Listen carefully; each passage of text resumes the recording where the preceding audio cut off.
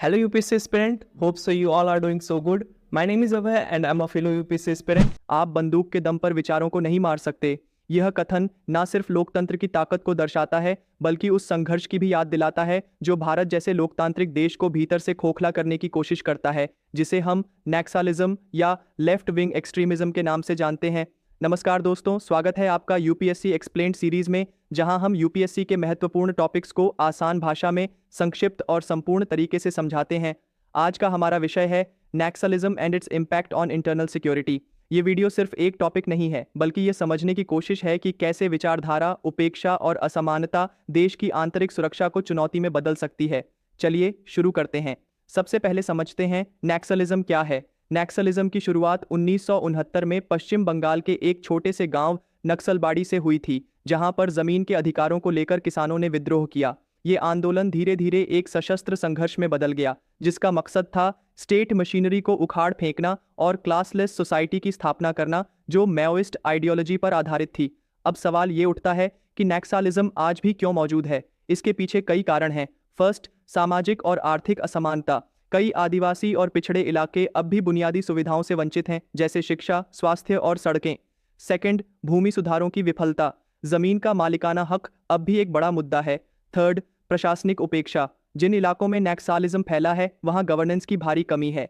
Fourth, भ्रष्टाचार और अत्याचार। पुलिस और प्रशासन द्वारा किए गए अत्याचार भी कई बार लोगों को चरमपंथ की ओर धकेलते हैं। अब बात करते हैं इसका इंटरनल सिक्योरिटी पर क्या प्रभाव पड़ता है।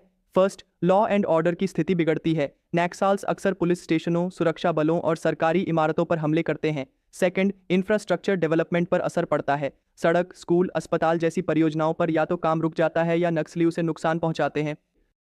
थर्ड, लोकतंत्र पर सीधा हमला होता है। चुनावों में बाधा डालना, नेताओं को धमकी देना, ये लोकतांत्रिक प्रक्रियाओं को कमजोर करता है। फोर्थ, ह्यूमन रिसोर्स का नुकसान होता है। सुरक्षा बलों और निर्दोष नागरिकों की जान जाती है, जो देश की पूंजी होते हैं।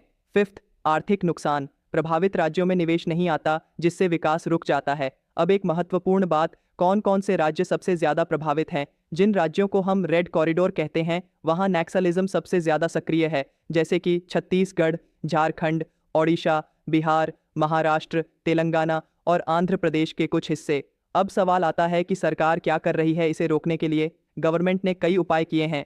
फर्स्ट, सिक्योरिटी रिस्पांस को मजबूत किया गया है। सीआरपीएफ, सोब्रा और अन्य विशेष बलों की तैनाती की गई है। सेकंड, डेवलपमेंट अप्रोच अपनाया गया है। सड़क निर्माण, स्कूल, बिजली और पानी जैसी सुविधाओं को प्राथमिकता दी जा रही है। Third, surrender and rehabilitation policy लागू की गई है ताकि जो नक्सली मुख्यधारा में आना चाहते हैं उन्हें मौका मिल सके।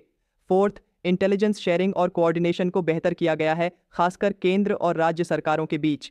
फिफ्थ, नागरिक समाज और एनजीओज की भागीदारी को प्रोत्साहित किया गया है ताकि लोगों में विश्वास पैदा हो सके। अब एक बेहद महत्वपूर्ण प्रश्न, क्या नक्सलिज्म एक विचारधारा की हार है या एक नीति की? असल में नक्सलिज्म की जड़ें उस पीड़ा में छुपी हैं जो दशकों की उपेक्षा और असमानता से उपजी है। जब तक लोगों की बुनियादी जरूरतें पूरी नहीं होंगी, जब तक उन्हें न्याय, शिक्षा और समान अवसर नहीं मिलेंगे, तब तक ऐसे आंदोलन पनपते रहेंगे। इसलिए इसे सिर्फ लॉ एंड ऑर्डर की समस्या समझना एक भूल होगी।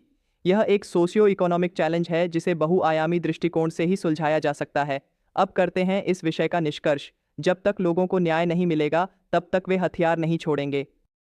नक्सलिज्म भारत की सबसे बड़ी आंतरिक सुरक्षा चुनौतियों में से एक है, लेकिन इसे खत्म करने के लिए सिर्फ गोली नहीं बल्कि नीति, संवाद और समावेश की जरूरत है। लोकतंत्र की असली जीत तब होगी जब सबसे पिछड़े व्यक्ति को भी आगे बढ़ने का हक और रास्ता मिलेगा। अगर आपको यह वीडियो जानकारीपूर्ण लगा हो तो कृपया लाइक जरूर करें। कमेंट करके बताएं कि आपकी राय इस विषय पर क्या है, और अगर कोई सवाल या सुझाव हो तो वो भी जरूर शेयर करें।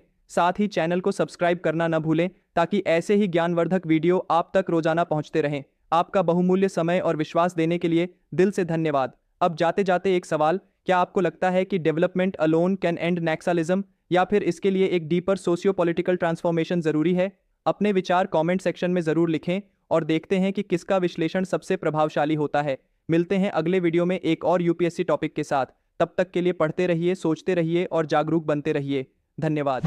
हम अपने इस वीडियो को यहीं पे कंक्लूड करते हैं। आपका सपोर्ट, आपका शेयर मेरे लिए फ्यूल का काम करेगा। इस जर्नी में मैं उतनी मेहनत, उतनी एफर्ट और लगा पाऊंगा। सो प्लीज आप इस वीडियो को जरूर शेयर करना। Comment down if you have any query, share this video.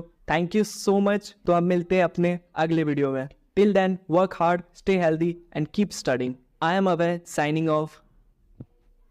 जय श्री कृष्णा।